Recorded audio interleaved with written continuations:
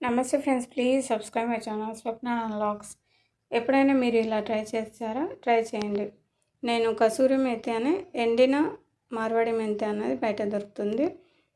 ఒక ప్యాకెట్ మనం తెచ్చిపెట్టుకుంటే ఎప్పుడైనా మనకి యూజ్ అవుతుంది.